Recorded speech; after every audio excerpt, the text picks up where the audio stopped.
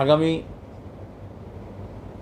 9 তারিখে, 5 তারিখ আপনারা জানেন বিশ্ব পরিবেশ দিবস হয়েছে, কিন্তু সেটাকে মাথায় রেখে 9 তারিখে Jyoti Basu centre for social studies and রিসার্চে সুন্দরবনে এই জলবায়ু পরিবর্তন, সেখানে সুন্দরবনের প্রভাব এবং তার বিশেষত মানবিক এবং জীবন জীবিকার উপরে কী প্রভাব হচ্ছে, জীবনযাত্রার উপরে, সেটা নিয়ে একটা আলোচনা হবে জ্যোতি বসু সেন্টারে, যারা পরিবেশবিদ এবং যারা সুন্দরবন নিয়ে কাজ করছেন এবং সেই অঞ্চলের মানুষ 2-24 পরগনার মধ্যে যারা সুন্দরবনে ওতপ্রোতভাবে যুক্ত আছেন, এই এখানকার ইকোসিস্টেম, ফ্রেজাইল ইকোসিস্টেমকে নিয়ে যাদের জীবন প্রভাবিত হচ্ছে তাদেরকে নিয়ে ওখানে আলোচনা সংগঠিত হবে। আগামী 10-11 তারিখে আমরা সিদ্ধান্ত নিয়েছি, সবই কেন্দ্রীয় কমিটির বৈঠক ঠিক হয়েছে, 3 থেকে 5 হয়েছে, যে জম্মু কাশ্মীরের পেহেলগাঁওতে যে ঘটনা ঘটে, সন্ত্রাসবাদীদের হামলা, পাক মন্ত্রপুষ্ট সন্ত্রাসবাদীরা যে 26 জনকে আমাদের হত্যা করে, তারপরে ঠিক হয় যে আমাদের একটা প্রতিনিধি দল সিপিআইএমের যাবে। সিপিআইএমের সভাপতি সম্পাদক কমিটি এমএবির নেতৃত্বে আমাদের সাংসদ এবং আর অন্যরা মিলে প্রতিনিধি দল তার জম্মু কাশ্মীরে যাবেন, সেখানকার মানুষের সঙ্গে কথাবার্তা বলবেন, যারা প্রতিবাদে নেমেছেন স্পন্টেনিয়াসলি সেখানে এই প্রথম সন্ত্রাসবাদী হামলার বিরুদ্ধে, যারা আফেক্টেড হয়েছেন এবং বিভিন্ন পরিবারগুলোর সঙ্গে ইতিমধ্যেই যারা নিহত হয়েছে তাদের পরিবারগুলোর কাছে আমাদের পার্টির নেতৃবৃন্দ তারা দেখা সাক্ষাৎ করেছেন এবং ওখানে গিয়ে যারা এই সময় সম্প্রীতির বার্তা তুলে ধরেছেন এবং উদ্যোগী হয়ে মানুষের পাশে দাঁড়িয়েছিলেন, সেটাকেও তাদের সঙ্গেও দেখা সাক্ষাৎ হবে। আর ওইখানকার মানুষের ওপরে যা প্রভাব পড়েছে সেটাও সচক্ষে তারা কথাবার্তার মধ্যে জানতে পারবেন, দেখবেন। আপনাদের আমি গোরক্ষা তো বলি না, আমি গোরক্ষার নামে পশ্চিমবঙ্গে দাঙ্গাঙ্গামা হচ্ছে, মমতার নাকের ডগায়, সেটা বললাম। বিজেপির নর্থ কলকাতার ভাইস প্রেসিডেন্ট শহরতলির পীযূষ কানোরিয়া গোরক্ষার নাম করে বিভিন্ন জায়গায় মুসলিমদের হেনস্থা করছে এবং কুরবানির জন্য হিন্দু বাড়িতে থেকে যে গরু কেনা হচ্ছে সেই গরু রাস্তায় কেটে নেওয়া হচ্ছে পুলিশের উপস্থিতিতে। তাহলে আমাদের রাজ্যের পুলিশ মন্ত্রী কে? পুলিশকে তাহলে বিজেপি চালাচ্ছে, আরএসএস চালাচ্ছে, আর নাহলে পুলিশ মন্ত্রীকে আরএসএস চালাচ্ছে, বিজেপি চালাচ্ছে। পুলিশ তো আইন মেনে ব্যবস্থা নেবে, তো পুলিশ তো অনুব্রতর কাছে গালাগাল খেয়ে প্রতিদিন আমরা দেখতে পাচ্ছি।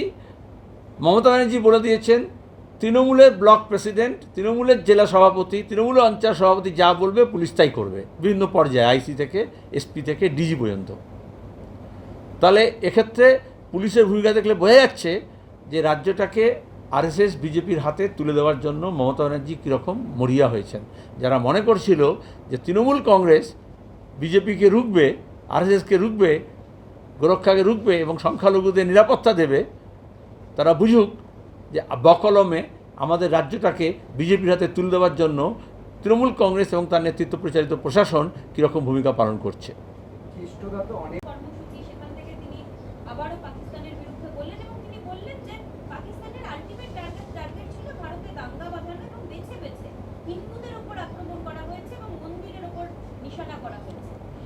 অবশেষে তিনি জম্মু কাশ্মীরে গেলেন 22 এপ্রিল।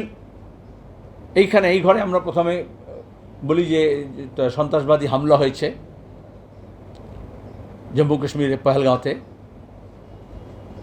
তারপর তিনি যখন ছুটে এলেন, সৌদি আরবে সফররত ছিলেন, সবাই ভাবলো বোধহয় কাশ্মীরে যাবেন, আক্রান্ত পরিবারগুলোর সঙ্গে দেখা করবেন, আক্রান্ত মানুষের পাশে যাবেন। জম্মু কাশ্মীর পেহেলগাঁও আক্রান্ত শুধু হয়নি, গোটা দেশ আক্রান্ত হয়েছে, এবং দেশের প্রধানমন্ত্রী তার উপযুক্ত ভূমিকা পালন করবেন। তিনি চলে গেলেন বিহারের নির্বাচনী প্রচারে। এতদিন আজকে গেছেন, তাও আজকে গেছেন যেহেতু রেল প্রকল্প উদ্বোধন করবেন, কিন্তু সেখানে দাঁড়িয়ে পাকিস্তানকে বার্তা দেন আমার কোনো আপত্তি নেই, তো দেওয়া উচিত। তিনি ওখান থেকে এখন শাহবাজ শরীফ হচ্ছে তোমার গিয়ে নওয়াজ শরীফের ভাই প্রধানমন্ত্রী, যখন তার দাদা ছিল প্রধানমন্ত্রী নওয়াজ শরীফ, তো তিনি ওদিক থেকে আফগানিস্তানে ফেরার পথে হঠাৎ আকাশপথে বিরিয়ানির গন্ধ শুনে নিচে নেমে গিয়েছিলেন, অনাহুত হয়ে, রবাহুত হয়ে, বা ঘ্রাণ শক্তি তার এত প্রবল, সেখান থেকে তিনি বিরিয়ানি খেতে নেমে গিয়েছিলেন নিচে। আজকেও কাশ্মীর থেকে চলে যেতে পারতেন, কিন্তু এখন তাকে তো দেখাতে হবে বিশাল একটা 56 ইঞ্চি ছাতিটা এখন হয়ে গেছে, কে বললো যেন 4 ফুট 8 ইঞ্চি, তাই তো। তো আগে ওটা প্রস্থ হতো, এখন দৈর্ঘ্য হয়েছে। সেখানে দাঁড়িয়ে পশ্চিমবঙ্গে উনি এলেন, উত্তরবঙ্গে এলেন, ওই বলে ভোটের প্রচারের জন্য আবার আসবেন বারবার। জম্মু কাশ্মীরে পেহেলগাঁও ঘটনার পরে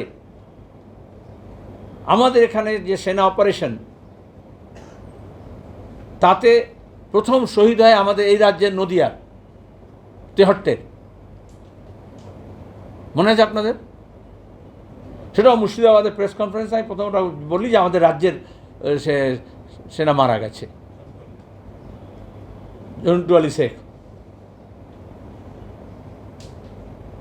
ওই তো শতরূপ বসে আছে, ওর গিয়েছিল ওইখানে বাড়িতে পরিবারের সঙ্গে দেখা করতে। একবার নাম বললেন তিনি, তোমাদের মনে আছে? আগে সব যারা শহীদ হয়েছিল সেনা পুলওয়ামার সময়, তখন বিজেপি ভোট ছিল, তখন সব ছবি লাগিয়ে মোমবাতি জ্বালিয়ে ধূপকাঠি জ্বালিয়ে করছিল না আবেগ তৈরি করার জন্য। এবার যে সেনা মারা গেল যারা, তাদেরকে আর স্মরণ করছেন? এখন সংখ্যা বলেছেন কতজন মারা গেছে ওদের পাকিস্তানের গোলাগুলিতে? তাহলে ওখানে গিয়ে কি স্মরণ করেছেন? গোটা পৃথিবী উনি ঘুরে বেড়াতেন, আর তোমার সব বিশ্বগুরু লিখতে। আর এখন বিরোধী দলের সব এমপিদেরকে নিয়ে সর্বদলীয় প্রতিনিধি পাঠাতে হলো বিভিন্ন দেশে আমাদের দেশের অবস্থান বোঝানোর জন্য বা বোঝার জন্য। বিরোধীরা তার কাজ করেছে, দেশের কথা, দেশকে প্রতিনিধিত্ব করতে হবে। কিন্তু প্রধানমন্ত্রীর কথা ছিল সর্বদলীয় বৈঠকে থাকেননি দুবারে। তারপরে কাজ ছিল সংসদীয় বিশেষ অধিবেশন ডাকা, যেখানে দাঁড়িয়ে এই দেশের অবস্থাটা সবটা বলা। সংসদীয় গণতন্ত্র, এটা রাষ্ট্রপতি শাসন নয়। কিন্তু তিনি সব বিরোধী দল তার দায়িত্ব পালন করলো, কিন্তু শাসক দলের যে দায়িত্ব ছিল, প্রধানমন্ত্রীর যে দায়িত্ব ছিল, সে দায়িত্ব তিনি পালন করলেন না। শেয়ার করতে হয়। এখন দাঁড়িয়ে দেখাচ্ছেন উনি নিজেই যেন একা। দেখবে তুমি ব্রিজ যখন উদ্বোধন করছেন, সবসময় এমনিতে তো লোকজন থাকে, কিন্তু উনি হচ্ছেন একা তেরঙ্গা ঝান্ডা নিয়ে, যাতে ক্যামেরা রেঞ্জের মধ্যে কেউ যাতে না আসে।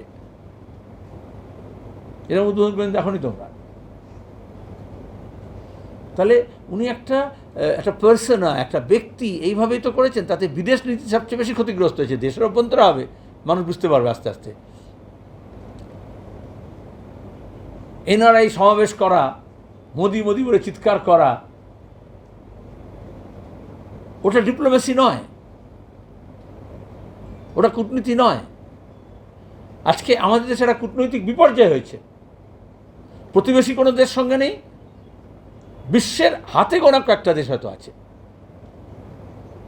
কারণ আমাদের পররাষ্ট্র দপ্তরের তরফ থেকে যা করার কথা ছিল, সরকার সেগুলো করতে দেয়নি। পররাষ্ট্র দপ্তরকে বলবো না, উনি যেটা বলেছেন তোমার প্রশ্নের মধ্যে আছে, যেটা ঠিক বলেছেন অন্তত, যে সন্ত্রাসবাদী পাক মদতপুষ্ট এই সন্ত্রাসবাদী হামলার উদ্দেশ্য ছিল আমাদের দেশের মধ্যে দাঙ্গা হাঙ্গামা লাগিয়ে দেওয়া, ছড়িয়ে দেওয়া। এটা আমাদের বিদেশ সচিব বলেছিলেন প্রেস কনফারেন্স, তার জন্য গাল খেতে হয়েছিল।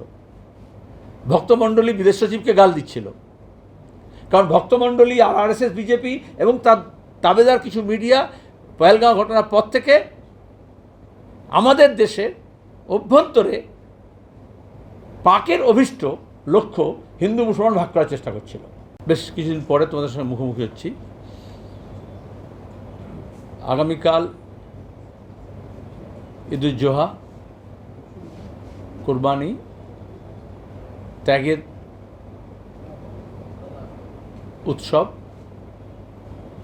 আর এই সময় হজ যাত্রীরা যান হজ করতে মক্কায়। আমরা যেমন সব উৎসবের প্রাক্কালে এটা বলতে হয়, দুর্ভাগ্যজনক, আনন্দ হবে, উৎসব হবে, সম্প্রীতি হবে, প্রতিবেশী, আত্মীয় স্বজন, জ্ঞাতি, তার সঙ্গে দাঁড়িয়ে যারা পরিচিত বন্ধু বান্ধব, তাদের নিয়ে লোকে আনন্দ করে। কিন্তু আমাদের আজকে দেশের অবস্থা এবং রাজ্যের অবস্থা যা হয়েছে, সেখানে প্রত্যেকটি উৎসবকে ঘিরে কিছু প্রদর্শন, কিছু উন্মাদনা, কিছু কটাক্ষ, কিছু প্রতিযোগিতা এবং তারপরে দাঁড়িয়ে কোনো গুজব, কোনো হুজুগ, সে নিয়ে একটা দাঙ্গা হাঙ্গামা পরিস্থিতি তৈরি হয়। আর যেহেতু পশু কুরবানি হয়, সেজন্য একদিকে যেমন যারা এই উৎসব পালন করবেন সেই মুসলমান সম্প্রদায়ের মানুষজনকে নিজেদের আবেগকে, নিজেদের উৎসবকে, নিজেদের যা যা কিছু পালন করেন সেটা খুব বেশি প্রদর্শনমূলক যাতে না হয়, বেশি এক্সিবিশন যাতে না হয়, অন্যদেরও যে সংবেদনশীলতা আছে সেটাকে মাথায় রাখতে হয় এবং শান্তির মধ্যে, শান্তিতে, সম্প্রীতিতে, সিভিল সোসাইটিতে যেভাবে হয় নিয়ম কানুন মাথায় রেখেই ধর্মীয় যে সমস্ত নির্দেশ আছে তা পালন করবেন। সেটা প্রতিপালন করতে গিয়ে যাতে কোনো দৃষ্টিকটু না হয়, কোনো সুযোগ না থাকে কোনো মিসক্রিয়েন্টসের। কারণ কদিন আগে আমরা দেখেছি মাটিগাড়ায়, এই রাজ্যে আগে ভাবা যেত না, যেটা হরিয়ানায় হয়েছিল, যেটা উত্তরপ্রদেশে হরদম হয়ে থাকে, সন্দেহ করে মাংস আছে, কিসের মাংস, এই নিয়ে মাংস ব্যবসায়ী যে নিয়মিত যায় নকশালবাড়ি থেকে মাটিগাড়া রুটে সরবরাহ করে মাংস, তারপরে আক্রমণ করা হলো তাদের উপরে, এবং সেই নিয়ে একটা সাম্প্রদায়িক উত্তেজনা, এবং তারপরে বিশ্ব হিন্দু পরিষদ নেমে, বজরং দল নেমে যা করে একটা ভাগাভাগি রাজনীতি। যদিও আমাদের রাজ্যে কোনো ধরনের মাংসই নিষিদ্ধ নয়, যা কিছু বন্যপ্রাণী সংরক্ষণের জন্য যে আইন আছে সেটাকে মাথায় রেখে বাকি যা কিছু আইনত আছে সেটা নিয়ে লোকে নিজের মতো করে, নিজের পছন্দ মতো ভক্ষণ করে, ব্যবসা করে।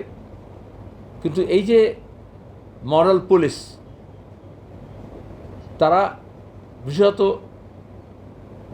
গৌরক্ষার নাম করে যে শক্তি গোটা দেশে তাণ্ডব করছে, আমাদের রাজ্যে তৃণমূলের সরকারের আমলেও তাদের শক্তি কতটা বেড়েছে, পেশির আস্ফালন কতটা বেড়েছে সেটা এই মাটিগাড়ার ঘটনায় দেখা গিয়েছে। এবং তারপরে একটা হাঙ্গামা, হুজ্জতি, নানান রকমের গণ্ডগোল পাকানোর চেষ্টা হয়েছে। সেজন্য আরও বেশি ঘরপোড়া গরু সিঁদুরে মেঘ দেখলে ডরায়।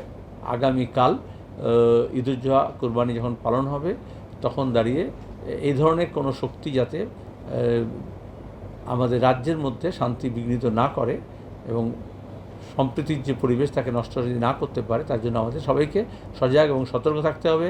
আমাদের পার্টির কর্মী সমর্থক দলদের কাছে আবেদন থাকবে তারা আর একটু বাড়তি উদ্যোগ নিয়ে সতর্ক থাকবেন বৃহত্তম মিশ্র এলাকাগুলোতে, যাতে কোনো রকমেরই এই উৎসবেরও আড়ম্বরও এবং প্রদর্শনে যাতে স্পিল ওভার না করে, এবং অন্যদিকে যারা এজেন্ট প্রভোকেটর তারা যেভাবে এগুলোকে করে মাংস রক্ত এসব নিয়ে রক্তারক্তি কাণ্ড ঘটায় সেটাতে না ঘটাতে পারে, তার জন্য সজাগ এবং সতর্ক থাকবে। হরিদ্বার থেকে শুরু করা উচিত ছিল। হরিদ্বারে দেখেছ বিজেপি মহিলা মোর্চার প্রাক্তন সভাপতি, তার নাবালিকা মেয়ে, এসব বলতেও লজ্জা লাগে,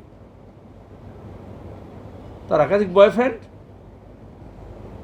তাকে দিয়ে নিজের সন্তানকে, মেয়েকে ধর্ষণ করাচ্ছিল। পুলিশ এখন কেস করেছে, বিজেপির সরকার গ্রেপ্তারও করেছে, একজন বয়ফ্রেন্ডকে ধরেছে এবং দিনের পর দিন এই কাণ্ড করেছেন। এই কাণ্ড করেছেন বলেই মহিলা মোর্চার নেতৃত্ব হয়েছিল, আমাদের রাজ্যেও তাই হয়েছে। বেটি বাঁচাও বেটি পড়াও স্লোগান দিয়েছিল, কিন্তু এখন বেটি বাঁচাতে হচ্ছে বিজেপি নেতৃত্বের কাছ থেকে। এ রাজ্যে মহিলা পাচার, নারী পাচার বলো, আর গোটা দেশে আমরা দেখলাম এই নারী পাচার কাণ্ড, এবং তার সঙ্গে দাঁড়িয়ে এই অভব্য অশালীন আচরণ শুধু নয়, নির্যাতন এবং নারী নির্যাতন, এবং ন্যাশনাল ক্রাইম রেকর্ড ব্যুরো হিসেবদেরকে দেখতে হবেন যে কীভাবে আমাদের দেশে প্রত্যেক মিনিটে, প্রত্যেক ঘন্টায়, প্রতিদিনে বিজেপি সরকার আসার পর থেকে গোটা দেশ জুড়ে মহিলাদের ওপর ধর্ষণ, খুন, নির্যাতন, পণপ্রথার বলি, গার্হস্থ্য নির্যাতন বেড়েছে। আমি সবে কলকাতা এলাম আজকে 3 দিনের সেন্ট্রাল কমিটি মিটিংয়ের পরে, আর এই সময় আমাদের রাজ্য জুড়ে নানান কর্মসূচি চলছে। সুতরাং আমাদের সাধারণ সম্পাদক যাবে, আমি আগে জম্মু কাশ্মীরে বরাবর যেতাম, আমি যাচ্ছি না, আমি না বলেছি, অন্যরা যাবে। সেলিমদা 20 তারিখ আবার কলকাতায় এবং রাজ্যে এবার থেকে প্রতি মাসে প্রধানমন্ত্রী এবং স্বরাষ্ট্রমন্ত্রী তারা আসবেন 26-এর ভোটকে মাথায় রেখে। এই প্রধানমন্ত্রী স্বরাষ্ট্রমন্ত্রী আসবেন তাহলে কেন বলছে? তারা বলতে পারো বিজেপির সর্বোচ্চ নেতৃত্ব বিজেপি নির্বাচনী স্বার্থকে মাথায় রেখে সরকারি কর্মসূচির বাহানায় সরকারি খরচে 7 স্টার হোটেলে বিশেষ প্লেনে করে প্রত্যেক মাসে একবার করে আসবেন। আমাদের মুখ্যমন্ত্রী যাবেন। তো জানো, কদিন আগে নীতি আয়োগের বৈঠক ছিল, তখন বললে যে না, যাবে না। আমি সেদিন উত্তরে তোমাদের বলেছিলাম যে উনি একান্ত আলোচনায় থাকেন, এমনিতে যান না। তো যখন আসবেন তখন তো আলোচনা হবে, কিন্তু ওনার তর্স হয়েছে না। দিল্লিতে যোগাযোগ করেছেন যাতে একান্ত বৈঠক মুখ্যমন্ত্রীর সঙ্গে প্রধানমন্ত্রী যাতে হয়, তার জন্য তারা যারা মাঝখানে আছে কিছু লোকজন বিজেপি তৃণমূলের মাঝখানে, সরকার শুধু নয় দলের মধ্যেও তারা এখন যোগাযোগ করছে। আর 2 হচ্ছে 26-এর নির্বাচনের আগে স্বাভাবিকভাবেই সব দলই তাদের প্রস্তুতি নিচ্ছে, কিন্তু এটা বিজেপি রাজ্য নেতৃত্বের কতটা অপদার্থতা যে এখানে কোনো নেতাকে তারা কেউ পছন্দসই মনে করছেন না, একে অপরকে বরদাস্ত করছেন না, একজন আসলে আরেকজন ঘোষা করছেন। সেই জন্যই এখন ওদের প্রধানমন্ত্রী স্বরাষ্ট্রমন্ত্রীকে দেশের নিরাপত্তা, দেশের স্বার্থ, উন্নয়ন, অন্যান্য কাজকর্ম ছেড়ে বিজেপি রাজ্যের স্বার্থ দেখতে আসতে হচ্ছে। 9 তারিখ থেকে আজকে অভিযোগ করেছে হ্যাঁ, যে মেয়েরা ছোট ছোট জামা পরলে আমার কাছে কেউ ছবি তুলতে আসবে। কথা বলছি, শোনা যাচ্ছে না প্রশ্ন, বলো আবার। তিনি আবার মহিলাদের কি পোশাক পরা উচিত, কি করা উচিত? অনেকদিন পরে লোকটাকে আমার নাম শোনা যাচ্ছে। একসময় তোমরা সব হই হই করে তার পেছনে ক্যামেরা নিয়ে ছুটতে না? পশ্চিমবঙ্গে ব্যাপক ঘুরছিল না? একসময় বলেছিল না যে আমার এখানে মিস্ত্রি কাজ করতে এসছে, আমি দেখলাম সে মুড়ি না চিড়ে খাচ্ছে, আমি বুঝলাম ওরা বাংলাদেশি। তাহলে এরা মুসলমান বিদ্বেষী, বাংলা ভাষা বিদ্বেষী, মহিলা বিদ্বেষী, নতুন কথা কি? আরএসএসের একদম ফুল প্রুফ এজেন্ডা, যেখানে দাঁড়িয়ে মহিলাদের একদিকে পাচার করছে, একদিকে নির্যাতন বাড়াচ্ছে, আর অন্যদিকে হচ্ছে তাদের আচার আচরণ, কথাবার্তা, ব্যবহার, পোশাক, এই নিয়ে তারা প্রশ্ন করবে। এই ধরনের লোকজনের নাম এসব জায়গায়, এই আলিমুদ্দিন স্ট্রিটের মুজফ্ফর আহমদ ভবনে, আব্দুল হালিম সভাকক্ষে এসব লোকের নাম, কুৎসিত লোকেদের নাম উচ্চারিত হয় শুধুমাত্র এই কুৎসিত কথাগুলো বলে বলে। এতদিন